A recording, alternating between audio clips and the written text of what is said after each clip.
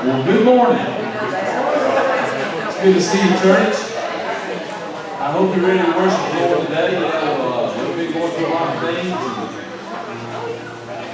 One thing that's been real consistent through this time of trial, I guess, that God's love never changes. God is always good, amen? All the time, God is good. Stand with us this morning. That's not way for a few minutes. Let's sing it today and praise God for His goodness. God is good all the time. He put a song of praise in this heart of mine. God is good all the time. Through the darkest night, His light will shine. God is good. God is good all the time. Sing it out, please. God is good all the time. Put a song of praise in this heart of mine. God is good all the time. Through the darkest night, His light will shine. God is good. God is good all the time. Sing that first verse, first of all. If we're walking through the valley and the shadows all around, do not fear. He will guide you. He will keep you safe and sound. And He has promised to never leave you nor forsake you. And His word is true. God is good all the time. With a song of praise in this heart of mine. God is good all the time. Through the darkest night, His light will shine. God is good. God is good all the time. We were sinners, so unworthy, and for us He chose to die. Fill us with Holy Spirit, now we can testify. With His love, everlasting, and His mercy, they will never end. God is good all the time. With a song of praise in this heart of mine. God is good all the time. Through the darkest night, His light will shine. God is good. God is good all the time. Though I may not understand all the plans You have for me, my life is in Your hands. In the eyes of faith, I can clearly see God is good all the time. Put a song of praise in this heart of mine. God is good all the time. Through the darkest night, His light will shine. God is good.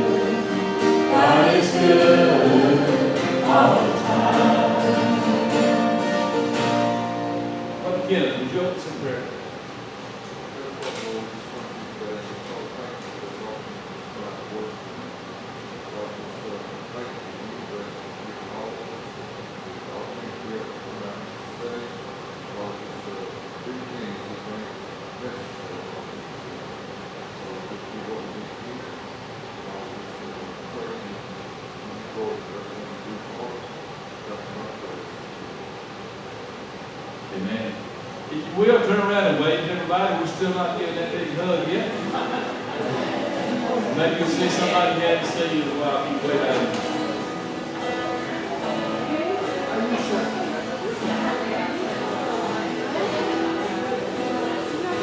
You can even yell if you like.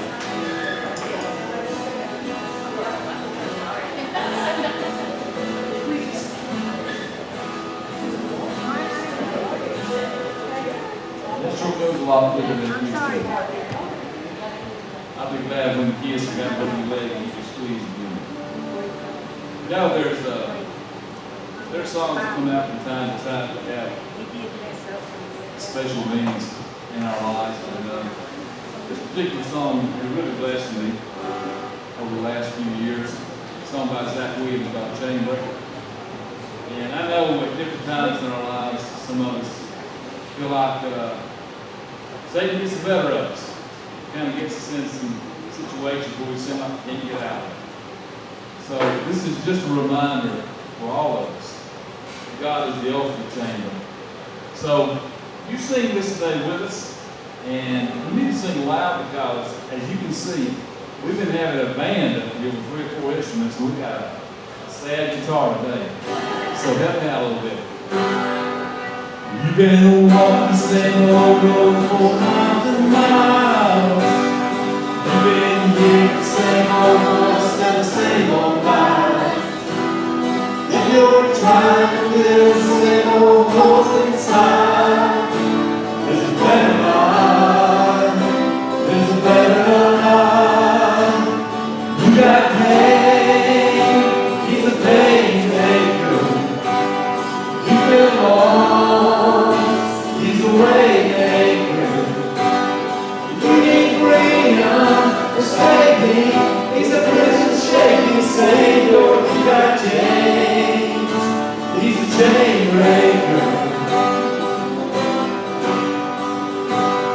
We've all searched for light and day in the end of night. We've all found ourselves worn out from the same old fight. We've all done the things we know just ain't right. There's a better life. There's a better life. You got pain. He's a pain taker. You feel lost. He's a way maker.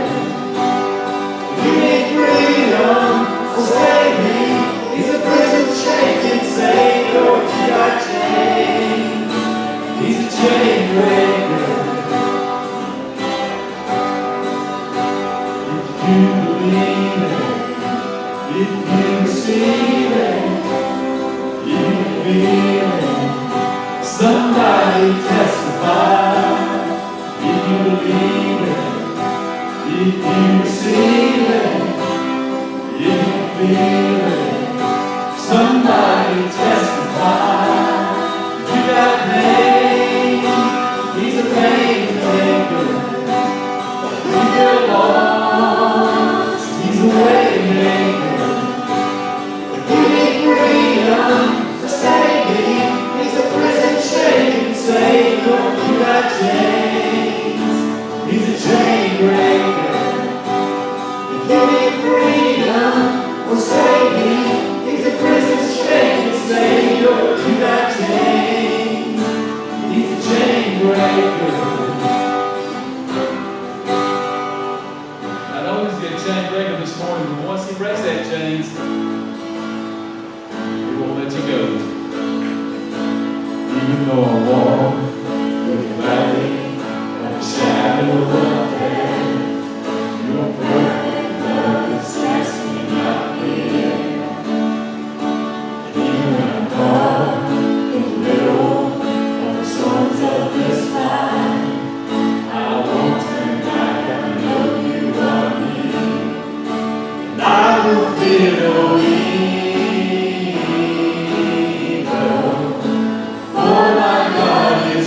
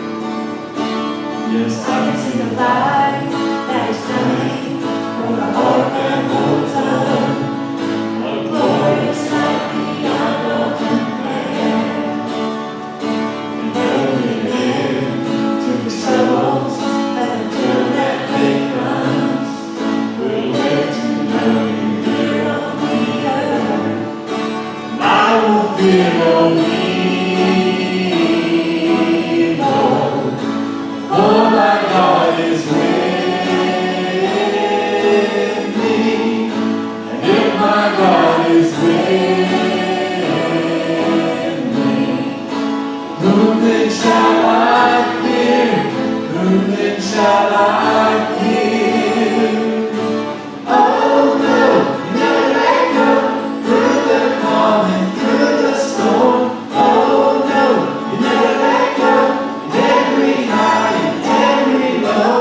Oh no, you never let go. Oh, you never let go of me.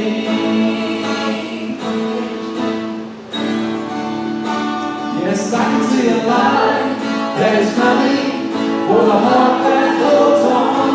There will be an end to these struggles, but until that day comes, still I will praise you.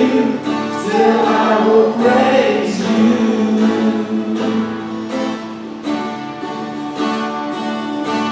Oh no, never let go. Through the calm and through the storm. Oh no, never let go. In every high and every low. Oh no, you never let go. Oh, you never let go of me. Now one more time. Oh no, you never let go. Through the storm and through the storm. Oh no, you never let go. In every high and every low. Oh no, you never let go. Oh, you never let go of me.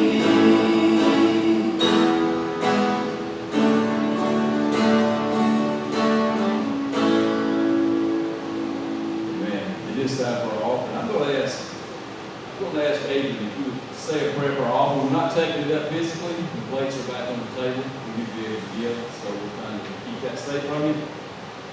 Not safe for you to give, but safe for your help to give. So, Aiden, will you bless this offering? Thank you for this study, for everything you give us in this life, for this wonderful weather, and this weather period on this earth. And thank you for everything you've blessed us with. Our to you, and we pray that the future of kingdom. Lord, in Jesus' name. Amen. Let's sing our last songs together. Praise God from whom all blessings flow.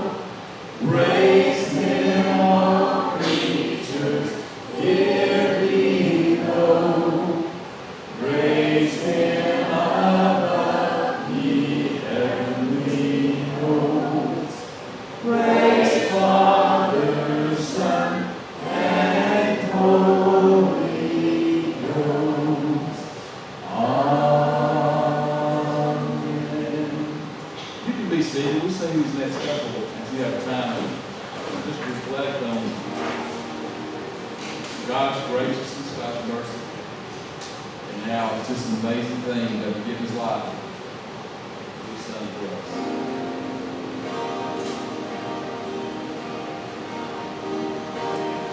I stand amazed in the presence of Jesus the Nazarene,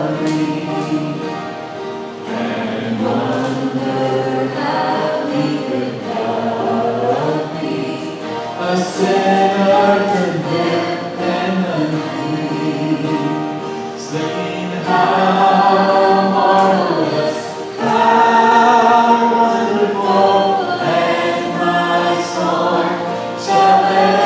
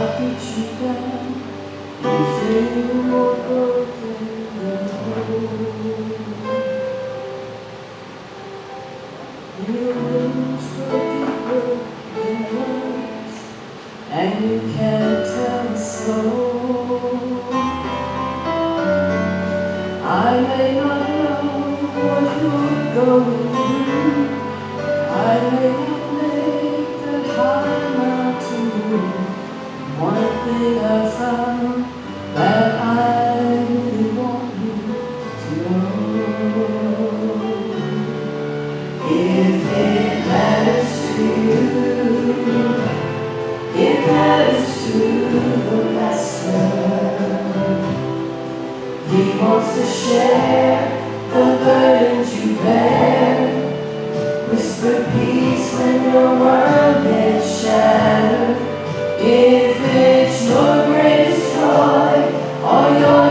deepest pain, or you're really needing an answer, if it matters to you, it matters to the Master.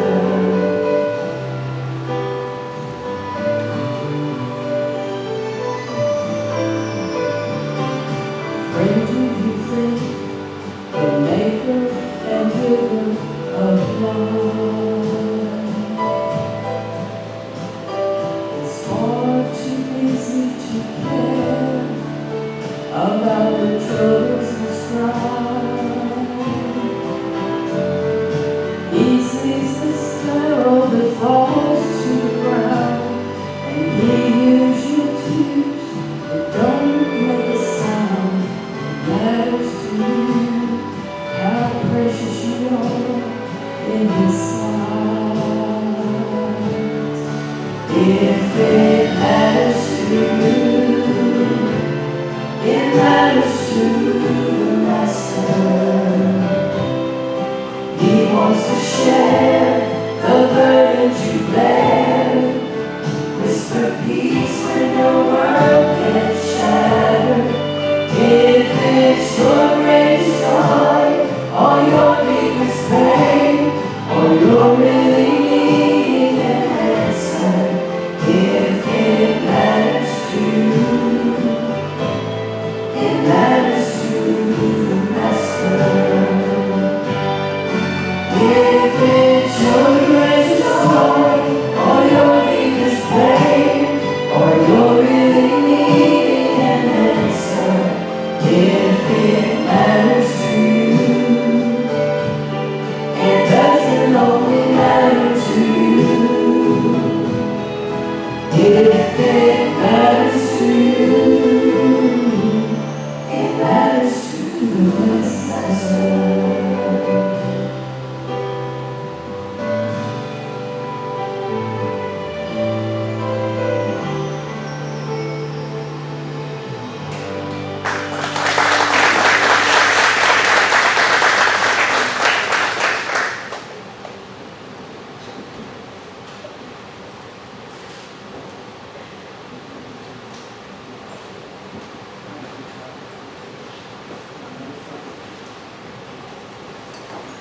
Like that thought. It matters to us, it matters to the Master. It's a great thought. Got your Bible turned to the book of Luke today, chapter 9.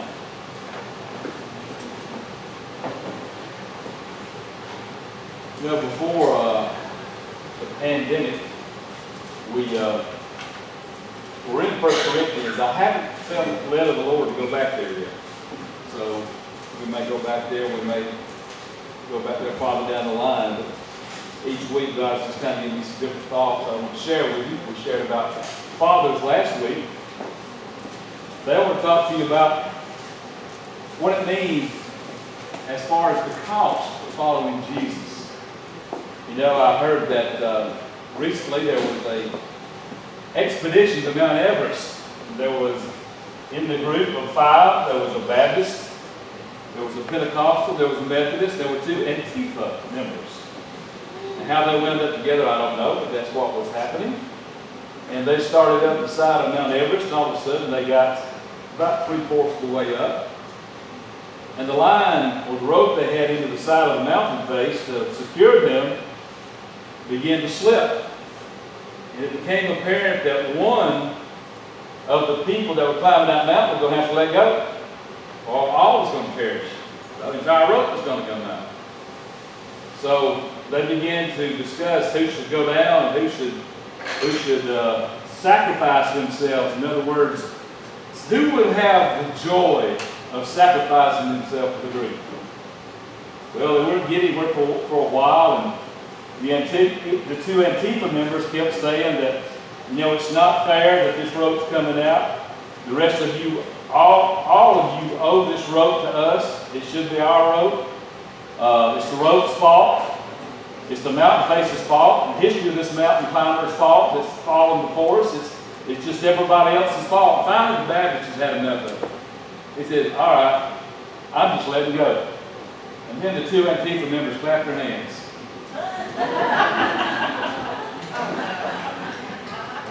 I made that up. I done better making one up.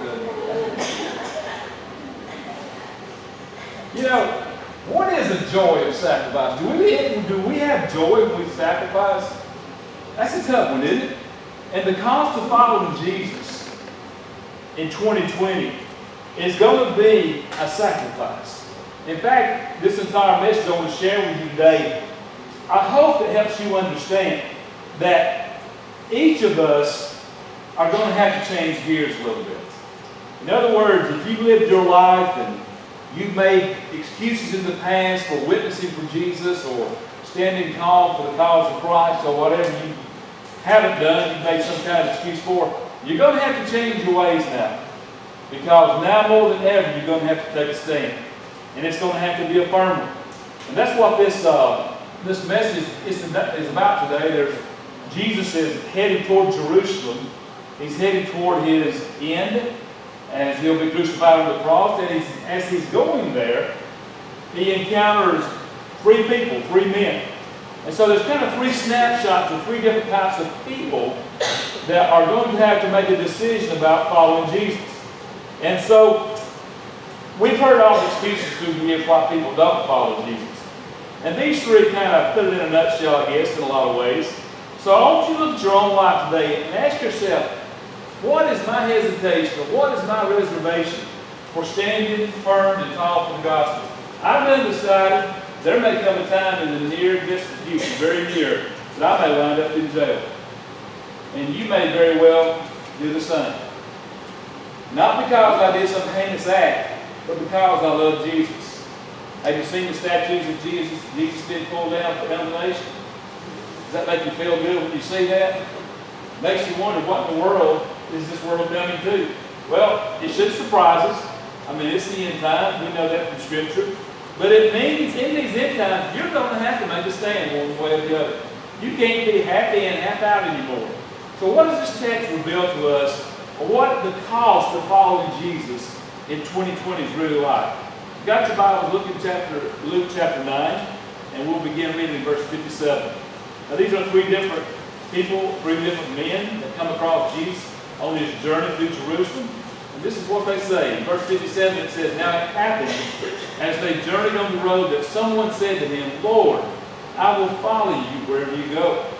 And Jesus said to him, 'Foxes have holes, birds of the air have nests, but the Son of Man has nowhere to lay his head.' Then he said to another, 'Follow me.' But he said, 'Lord, let me first go and bury my father.' Jesus said to him, 'Let the dead bury their own dead, but you go and preach the kingdom of God.' And another also said, 'Lord, I will follow you, but let me first go and bid farewell to those who are at my house.' But Jesus said to him, 'No one, having put his hand to the plow and looking back, is fit for the kingdom of God.'" What do you do in 2020? How do you follow Jesus? What does it look like? What does it mean to you? Well, first of all, plain and simple, you know, this first disciple that we see here probably was a real enthusiastic individual. He's probably a young man. It seemed like he was genuine. It seemed like he was really definite in his convictions, and he didn't have any conditions whatsoever. No problem following Christ. And that's refreshing to see today in church. I want to promise you find some people like that want to work and do things, that don't want to sit back and just watch, but still want to step up and do some things, then that's encouraging. But did you notice Jesus' response to it? Jesus didn't say thank you. He didn't say, "Okay, welcome to the group." Instead, he really wasn't overly impressed with enthusiasm. Why? Because I believe Jesus felt like the young man wanted to join the circus. He had seen the acts, he had seen the great miracles, he had seen what was going on, and he wanted to be a part of it. And Jesus must have sensed that, because what does Jesus do? He lays out what it's really like to follow the Son of Man, what it's really about, and how tough the cost really is. What does he tell him? He begins to talk to him here and helps him understand that too many times people just want to add their name to Jesus' list and his resume and all this stuff. But Jesus said, "Look, I'm a homeless guy. I don't have a bank account. I don't have a 401k. I don't have a home computer or for a cell phone. I don't have anything. In fact, I don't even have a place to lay my head at night. That's who I am. Are you ready to pay that price and follow me and do the same? Well, you know, that's tough. That's hard to see. That's an issue. You know, I worked years with teenagers, and still do, but, you know, we'd have summer camps and things, and a lot of kids would come to Christ in those camps, and a lot of them were genuine. There were also a lot of them that saw what the others did and kind of wanted to copy it. Folks, that ain't going to work in Christendom no more. Either you're going to be who you say you are, or you're going to be exposed. One of the two. That time is upon us now that you're going to have to be able to say, I'm all in regardless of the price, regardless of what the cost is. You know, it's funny because the cost means that, you know, you don't have your security anymore. That you can't really have what you think you need. Now, in verse 58, you would think that Jesus is giving himself a pity party. Really, he says, foxes have holes, birds of the air have nests, but the Son of Man has nowhere to lay his head. Well, that's not really a pity party. Instead, it's a wake-up call for those who want to follow him. Those that truly want to engage and follow Jesus Christ. He's letting them know here, look, there's not going to be any sleep number beds for you. None of these things are going to happen. It's just not going to be. And we've raised generations of kids now, and they think that they can just stand up, rebel against whatever, everything will just still go on as usual in their life. Let me tell you something. Those kids have no idea. You know, I watched Thursday night, they were supposed to meet at Abraham Lincoln's Emancipation statue. Y'all saw that? You know what it did? Come up a rainstorm. All of them went somewhere else. How sold out are you? Are you really who you say you are? As a young, rebellious person?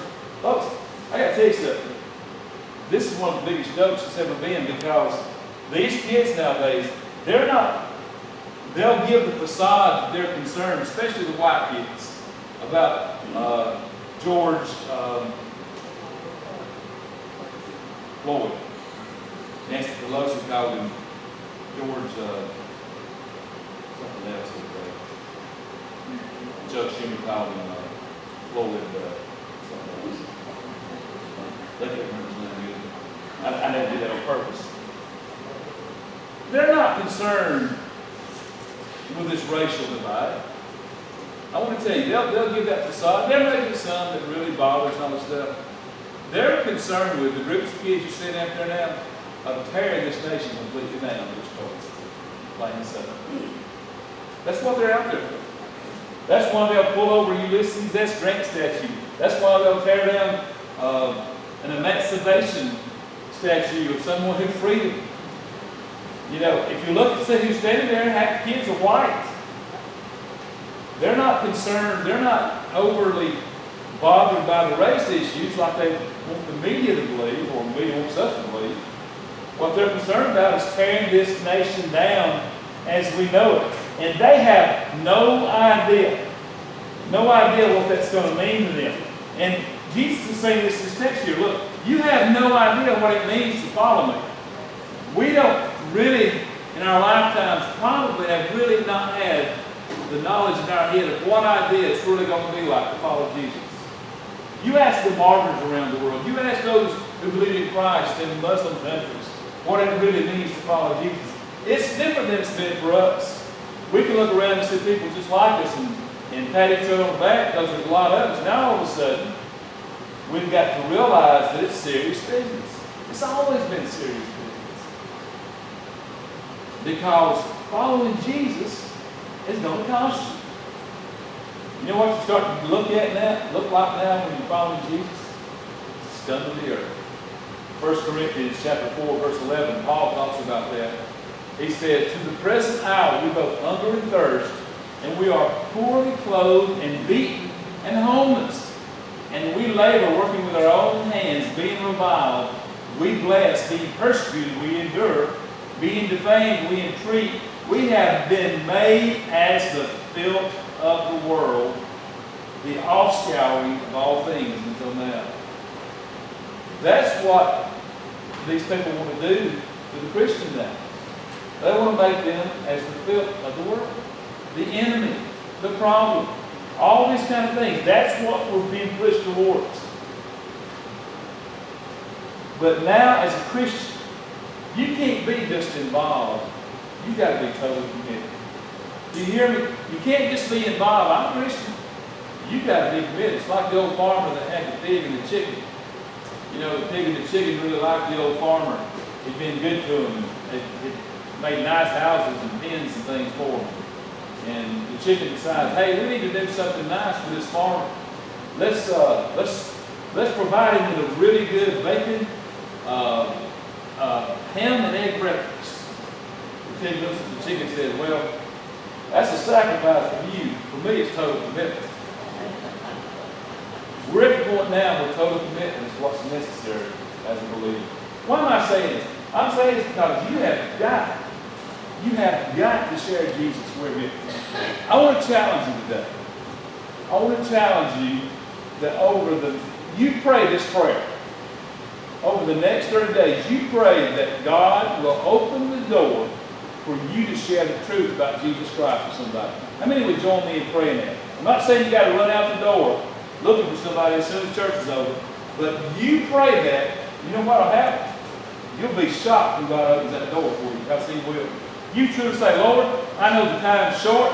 I know the time is going to cost me now, so I want to make it mean something and be worthwhile. Send that person by me in the next 30 days that I can share Jesus with. That's awesome. We all pray this. That's awesome. You invite them to church too. We need to do that. Until we sit 6 foot from each other if we want to. Or even if we don't want to. Jesus knew that this would be tough. He knew it would be hard. Because why? Because we're here on earth. We're like that old sitcom, Lost in Space. I remember that? Will Wallace. I'm dating myself on that. Please don't look at me like you don't know that. That's in your time. They come on Sunday night. I didn't get to see it. I didn't go to church. But Lost in Space. We're lost in space. We're sojourners. We're foreign. We're resident aliens. Corey Ten Boom said that we need to have shallow tent pegs in this life. We don't need to lock in like there's going to be no other life. This is a transitional place for us all. And we've lived so securely for so many years in our faith and our belief that everyone accepts that. Now all of a sudden it's being challenged like never before. So I want to challenge you today to be able to know that following Jesus is going to accomplish it. It's also going to do this. Following Jesus today will also make you a loser. I'm not a loser. Well, let me explain. If the first disciple here was an enthusiastic disciple, this second disciple was a reluctant one. Here Jesus' response to him seems kind of cruel. Look at verse 59. Then he said to another, follow me. But he said, notice that Jesus calls him this time. First one volunteered, this one Jesus called. Then he said to another, follow me. But he said, Lord, let me first go and bury my father. Jesus said to him, let the dead bury their own dead, but you go and preach to the kingdom of God. Now that seems a little cruel, but you understand Jewish thought here. First of all, when someone died in Jewish culture, they buried him immediately. If you remember what happened to Christ when he came off the cross, what did they do? Took him straight to the tomb of Joseph of Arimathea, placed him in there. They didn't beat around the bush. They didn't even anoint the body for the next day. They buried him. So this is odd to begin with. This man would be out where Jesus is if his daddy had died. So it makes you wonder if he's even telling the truth. Or he could be saying here, you know, my dad's sick, he's ill, he could be dying. I need to go back and I need to be able to deal with him, all that kind of stuff. So what Christ is going to tell him here, help him understand that there's nothing, including family, that's more important than the gospel of Christ. It's exactly what he's saying here. There's nothing more important. Because Jesus says, let the dead bury their own dead. But you can go and preach the kingdom, you go and preach the kingdom of God. Well, now the dead could be what he's talking about here. Obviously, dead can't bury dead. But he's talking about spiritually dead. You can bury someone who's physically dead. That's what he's talking about.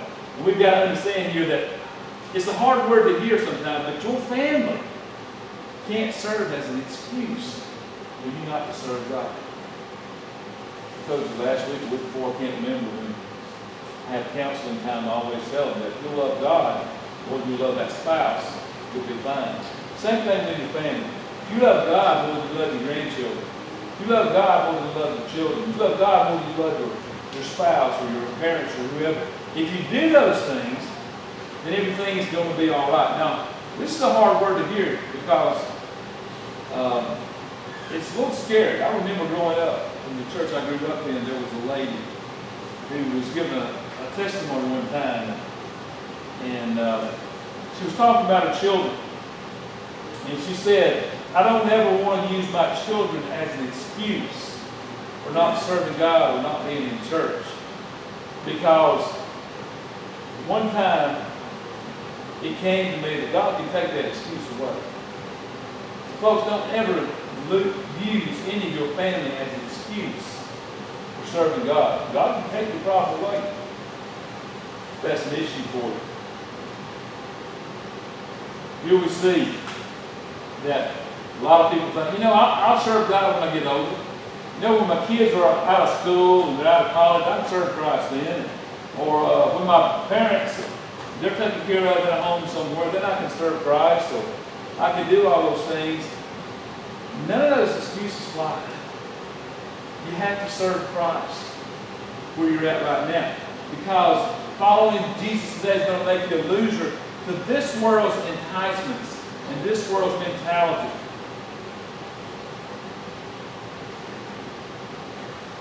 He's a reluctant disciple. He's got a good plan here, he thinks, to get out of this. I'll follow you, Lord, but let me go home and bury my father first.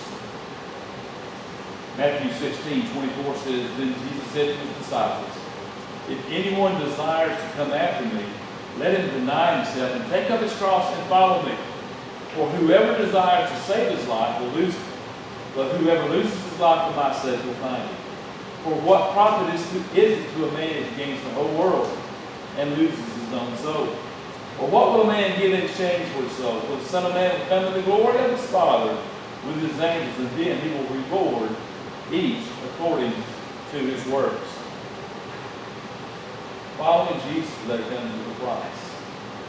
It costs you, and it'll also put you in a situation that there may be some things that you lose. I'm seeing families being divided over some of these things that are going on right now. I mean, there's some families, especially if you've got some kids that are raised, that are millennial kids now or whatever, they've got these different mindsets, different things, and all of a sudden there's divisiveness, even within families over what's wrong and what's right. After years, you think you've taught them the right way about everything, and all of a sudden you see some have different mindsets that you don't know where they come from. But as good and as sacred as my family is, as my marriage is, and all those things is, none of those can come before getting the message of Christ out. Why? Because the message of Jesus is truth. If you put your family in front of that, you make your family an idol. And if you make your family an idol, then you've done the wrong thing. So understand today that following Jesus is going to cost you. It's also going to make you a loser in the world's eyes for the world's enticements. And here's the last thought today. Following Jesus today means you have a new boss. How many of y'all have ever had to work a job and you got a new boss? The rest of y'all, any of y'all ever been married? You got a new event, did you?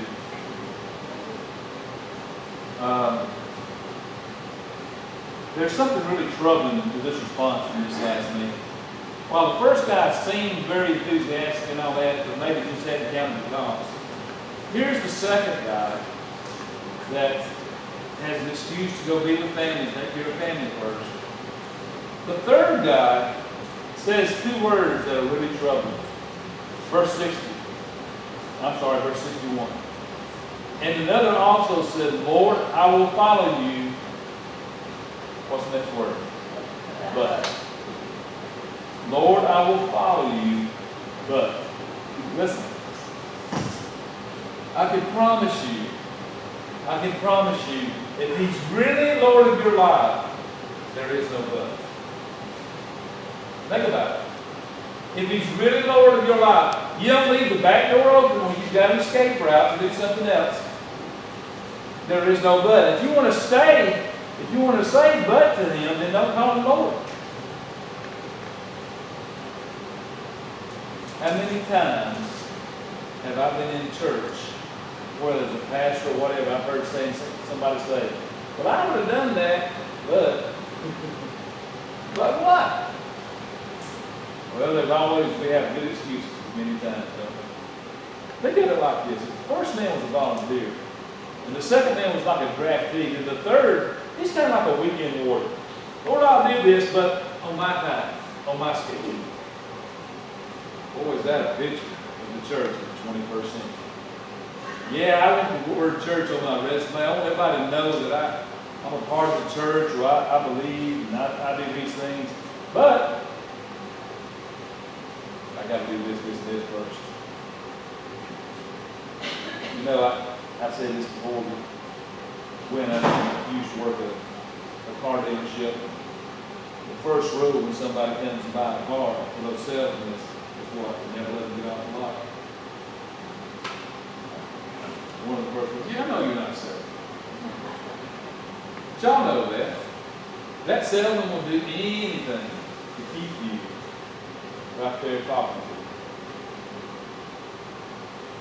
You say, I need to go home and discuss it with my wife. Wait a minute. Man, I went not her first little truck at dealership. And you know the drill. I went in there with an ad out of the paper. I want this truck. Right here's what it says. And you know what happened? This didn't have that lock on this file. We got another. And we went through this whole rigmarole. I wanted her to experience all this. Because used to, I would have probably been run over a little more than I said, not anymore. I got over and drank. And the guy comes out, and he goes 3 or 4 times, let me talk to a man, Then the man comes out, says, looks at me, and your legs, I'll be in place. And I made my points. I said, we're going home, let's go. Oh, no. I said, no, we're going home. So we got up, I thought, before we get home, he'll call us. What do you do? He calls us. You know? He don't want you to leave that area. He don't want you to get away. Now, here's Christ understanding that principle. He says, no one, having put his hand to the plow and looking back, is fit for the kingdom of God. I understand you got some people you're not going to say bye to. Did y'all remember what Peter, James, and John did when Jesus came and they were fishing? And all of a sudden they had a fishing experience like none they'd ever had before. They had more fish they could deal with. What did they do? At the pinnacle of their success, the greatest catch they ever had, the Bible says they what? Dropped their nets and followed. This is the picture for you in the 21st century, for me, for the church, is that all the things we have thought important far too long is not nearly as important as it was then. What's important now is that the gospel gets out there, that the truth gets presented, that our kids know, that our grandkids know, that our neighbors know, our schoolmates know. Whoever it is needs to know truth. Don't, if you're sitting somewhere anymore and saying, well, I got this person, I really want to talk to Jesus, tell them about Jesus, but I'm just afraid this will happen. Forget about the afraid part of it. They need to hear about Jesus and need to hear it now. I mean, we've all been there. We've been more cautious. I don't want to run them off. I don't want to scare them. Blah, blah, blah, these kind of things. Get you a bunch of bumper stickers, put it all for your cubicle. Jesus saves. I'm going to ask you what that means. In Luke chapter 14, verse 26, God's word says, if anyone comes to me and does not hate his father and mother, wife and children, brothers and sisters, yes, and his own life also, he cannot be my disciple. Did you hear that? Now Christ is not talking about hating your father and mother. He's talking about if you don't love me more than you love these, you can't be my disciple. You know, I don't know if I realized that when I got saved that I had to love Jesus more than I love mom and daddy. I was a little boy. I don't know if I realized or comprehended all those kind of things. But it's not a cruel thing that Christ is trying to insert from you to love. You love Christ, you love it all. That's the set mindset here. But the obvious thing is here is that he says, and whoever does not, in verse 27 of Luke 14, whoever does not bear his cross and come after me cannot be my disciple. Or which of you, intending to build a tower, does not sit down first and count the cost, whether he has enough to finish it? Lest, after he has laid the foundation, he is not able to finish, all who see it begin to mock him, saying, this man began to build and was not able to finish. Folks, I want you to be able to finish well this morning. You've got the foundation. You know Jesus Christ. You understand that.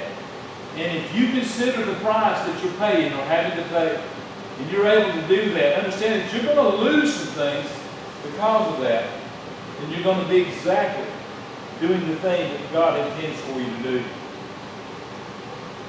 Following Jesus is more important this morning than personal comfort. Following Jesus this morning is more important than any family obligation you may have. Following Jesus this morning is more important than any approval you might find from others. All those things are secondary. Following Christ, sharing the gospel, that is where we're at today. Because discipleship has never been more important than it is right now. You know, when Alexander the Great conquered the entire world, it was quite an undertaking if you read about some of his exploits. You can read even in Daniel and understand how Alexander the Great played a part in that prophecy. But when he had conquered the entire world, there was nothing else to conquer.